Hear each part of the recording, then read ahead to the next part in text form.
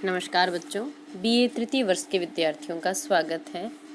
बच्चों, जो छायावाद है हिंदी में, उस छायावाद की जो प्रसिद्ध कवयित्री है महादेवी वर्मा, आज हम उनकी कविता का भावार्थ करने जा रहे हैं।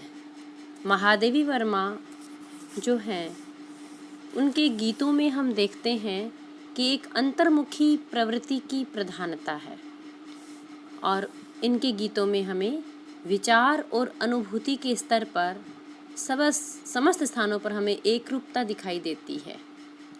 इन गीतों में हम देख सकते हैं कि जो अज्ञात प्रियतम हैं, जिन्हें हम परमात्मा कह सकते हैं, वो सत्ता कह सकते हैं, वो शक्ति कह सकते हैं, जो विश्व को संचालित करती है, उस अज्ञात प्रियतम के प्रति इनके हृदय में प्रेम का निवेदन है। और इनका ये जो प्रेम निवेदन है, ये पीड़ा और वेदना से परिपूर्ण है। और इस पीड़ा और वेदना से भी इनको इतना प्यार है कि वे प्रियतम से मिलन की कामना नहीं करती, क्योंकि मिलन के बाद तो प्रणय का विराम हो जाता है। इनके गीतों में जो व्यक्त वेदना भाव है, वो व्यक्तिगत जीवन में एक स्वीकृत वेदना भाव है इनका, और ये अथक और अमर साधना में विश्वास करती हैं। प्रकृति के सूक्ष्म सौंदर्य को भी अभिव्यक्ति इन्होंने दी है और इनके गीतों में आवेगमयी पीड़ा है, स्वप्नलोक है, एक रहस्यमयी स्थितियां हमें दिखाई देती हैं।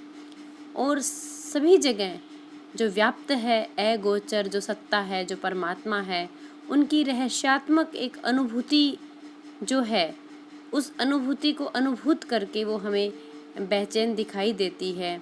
और उसी कारण उनके जो भाव हैं महादेवी वर्मा के, उन भावों में प्रेम भी है, इंतजार है, जिज्ञासा है, वेदना है, कौतूहल है, आध्यात्मिकता है, विस्मय है और पीड़ा है। और ये पीड़ा ही इनके गीतों की मूल संवेदना है और रहस्यवाद इनके काव्य की प्रमुख प्रवृत्ति है। बच्चों, महादेवी वर्मा को आधुनिक युग की मीरा भी कहा जाता है, क्योंकि अज्ञात के प्रति जो गहरी पीड़ा है ना, उसकी अभिव्यक्ति इनके गीतों में यत्र तत्र सर्वत्र मिलती है।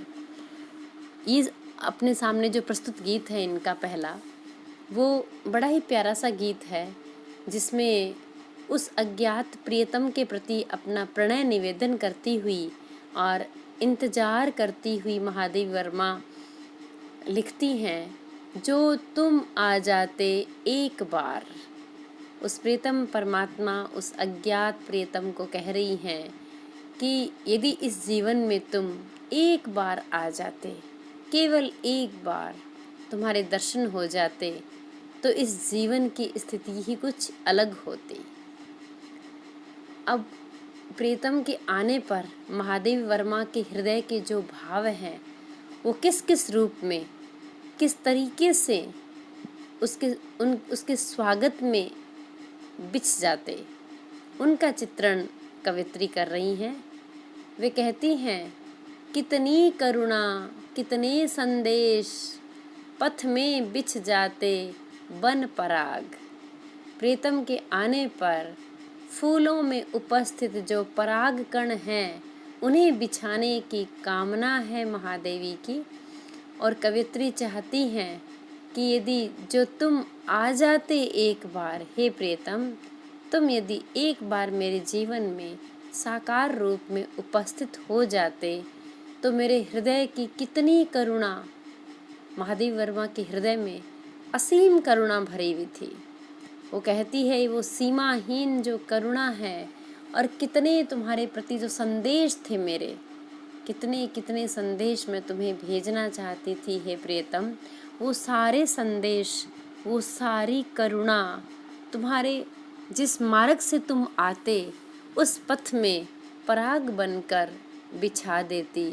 वो सारी करुणा, सारे मेरे संदेश उस मार्ग में बिछ जाते। गाता प्राणों का तार तार, अनुराग भरा उन्माद राग, आंसू लेते वे पद पखार, जो तुम आ जाते एक बार। उपालंब भी भरा हुआ है प्रियतम के प्रति। हृदय में अथाह और असीम प्रेम भी भरा हुआ है और उस प्रीतम के लिए इंतजार भी हृदय में है। और उसी क्रम में वे कहती हैं कि गाता प्राणों का तार तार, ये जो प्राण रूपी वीणा है, इस शरीर के जो तार तार हैं, एक एक जो रग है, एक एक जो नस नस है, वो नस रूपी तार वाद्य यंत्र की भांति बज उठते और जो प्राण हैं शरीर में उपस्थित, ये प्राण गाने लगते। जो प्राण लगातार झूर रहे हैं, तुम्हारे वियोग में व्याकुल हो रहे हैं, वे ही प्राण झंकृत हो जाते। एक एक शरीर का तार, एक एक नाड़ी रोमांचित हो जाती। यदि हे प्रियतम तुम आ जाते तो ये प्राण गाने लग जाते, मधुर गीत गाते, अनुराग भरा उन्माद राग। और कैसा राग? जिस राग में उन्माद हो और जिसमें केवल और केवल अनुराग, प्रीत भरी हो, प्रेम भरा हो। हे प्रियतम, हे अज्ञात प्रियतम, आपके प्रति जो हृदय में प्रेम है, जो आपसे मिलने का उन्माद है, वो उन्माद राग के अंदर प्रेम से भरकर इस शरीर में उपस्थित प्राण झंकृत होकर गाने लग जाते। जो तुम एक बार मेरे जीवन में आ जाते, आंसू लेते वे पद पखार, और जिन चरणों से तुम चलकर आते, उन चरणों को मेरे नेत्रों से झरने वाले जो प्रेमाश्रु है, जो प्रेम के आंसू है, वो लगातार झरकर आपके पाँवों को धो देते। पखारना माने धोना। जैसे श्री कृष्ण ने सुदामा के पैरों को अपने आंसुओं से धोया था करुणा करके, महादेवी वर्मा भी ठीक उसी भाव साम्यता के साथ ही बात कह रही हैं कि हे प्रियतम, आपके आने पर मेरे प्राण झंकृत होकर गाने लग जाते। उससे उन्माद राग निकलता और प्रेम भरा रहता उन गीतों में, और नेत्रों से प्रेम के और मिलन के जो अश्रु निकलते, उन आंसुओं से मैं आपके पैरों को धो देती, पाँवों को पखार लेती। हंस उठते पल में आर्द्र नैन। और कवित्री कहती हैं कि इस प्रकार आपके प्रेम में खुशी के जो आंसू निकलते, उससे जो आँखें हैं, नैन आर्द्र माने गीले, जो गीले नेत्र हैं, वो पल भर में ही हंस उठते। आपके वियोग में जो नेत्र आंसू बहाते हैं, वे आपके दर्शन करके हे प्रियतम तुरंत हंस उठते, खिल जाते वो नेत्र। धुल जाता होठों से विषाद, और होठों पर जो दुख की, विषाद की जो रेखा खींची हुई थी, वो रेखा तुरंत मिट जाती, धुल जाती। जो तुम आ जाते एक बार हे प्रियतम, आपके यदि एक बार इस जीवन में दर्शन हो जाते तो निश्चित रूप से मेरे गाते हुए प्राण, मेरे नेत्र, हंसते हुए नेत्र और मेरे होठ और मेरे आंसू आपके पैरों को पखार लेते। छा जाता जीवन में वसंत, लुट जाता चिर संचित विराग, आँखें देती सर्वस्ववार। यहाँ हम महादेवी वर्मा के हृदय के प्रेम भावों के आवेग को देख सकते हैं कि हृदय में कितना प्रेम, कितना अनुराग भरा हुआ है उस प्रियतम के प्रति। वे कहती हैं कि मेरे जीवन में वसंत आ जाता। जैसे ऋतुओं में, वनस्पति में जब वसंत ऋतु आती है तो उनमें नए कोंपले, नए पत्ते आ जाते हैं, नई बहार आ जाती है, नए पुष्प लग जाते हैं और पूरा उपवन, वन खिल जाता है।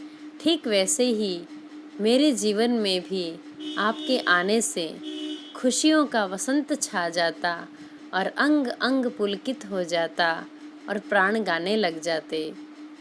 लुट जाता चिर संचित विराग, और चिर संचित लंबे समय से संचित किया हुआ इस संसार के प्रति जो वैराग्य का भाव था, जो उदासीनता का भाव था, वो पल भर में ही लुट जाता, एक क्षण में गायब हो जाता। जो तुम आ जाते एक बार, आंखें देती सर्वस्ववार। कवित्री कहती हैं, हे प्रियतम, मेरे जो नेत्र हैं, मेरी जो ये आंखें हैं, अपना सब कुछ तुम पर लुटा देती। केवल तुम्हें देखने के बाद इस संसार की किसी भी वस्तु, किसी भी व्यक्ति, किसी भी प्राणी को देखने की इच्छा तक नहीं रहती। ये मेरी जो आंखें हैं वो सर्वस्व तुम पर वार देती, यानी संसार के सुंदर से सुंदर सारे दृश्यों को तुम्हारे ऊपर, तुम्हारे रूप सौंदर्य पर, तुम्हारे दर्शनों पर न्योछावर कर देती, जो तुम आ जाते एक बार। हे प्रियतम, हे अज्ञात प्रियतम, यदि तुम जीवन में एक बार आ जाते, एक बार तुम्हारा प्रवेश यदि मेरे जीवन में हो जाता, तो इस जीवन की दिशा ही बदल जाती। न जाने मेरे हृदय की करुणा कितने संदेशों के रूप में तुम्हारे मार्ग में बिछ जाती। ये प्राण के तार झंकृत होकर गाते, उसमें प्रेम का राग निकलता और प्रेमाश्रु तुम्हारे पैरों को धो लेते, और ये गीले सजल जो नेत्र हैं ये मुस्कुरा उठते और होठों से विषाद की रेखा, दर्द की रेखा मिट जाती, उदासी हट जाती और जीवन में वसंत आ जाता। और जो लंबे समय से संचित किया हुआ जो वैराग्य का भाव था वो खत्म हो जाता और ये नेत्र तुम्हारे ऊपर सब कुछ न्योछावर कर देते, सब कुछ लुटा देते। हे प्रियतम, जो तुम मेरे जीवन में एक बार आ जाते। बच्चों, इस पूरे गीत में हम देख सकते हैं कि उस अज्ञात प्रियतम के प्रति जो प्रेम का भाव है वो हमें यहाँ नज़र आता है। गीति तत्व की जितनी विशेषताएं हैं वो सारी हमें यहाँ दिखाई देती है, जिसमें संगीतात्मकता भी है, सरसता भी है, रस भी है और रागात्मकता है, संवेदनशीलता है और सहजता है। और यही गीति तत्व की प्रमुख विशेषता है। और यहाँ इस पद को पढ़कर उन्हें आधुनिक युग की मीरा, निसंदेह मीरा कहा जा सकता है, क्योंकि अज्ञात के प्रति जो गहरी पीड़ा का भाव है वो इनके गीत में अभिव्यक्त हुआ है और हृदय का प्रेम भी यहाँ पर अभिव्यक्त हुआ है, इंतजार भी अभिव्यक्त हुआ है। तो बच्चों, यहाँ प्रेम का भाव, जिसमें हम प्रेम में भी वियोग श्रृंगार के अंदर वियोग श्रृंगार रस के हम यहाँ दर्शन कर सकते हैं। महादेव वर्मा के जो शब्द हैं वो अत्यंत ही सरल शब्दों का हिंदी का प्रयोग किया गया है और गेय है, इसलिए संगीतात्मक है। आज इतना ही, धन्यवाद।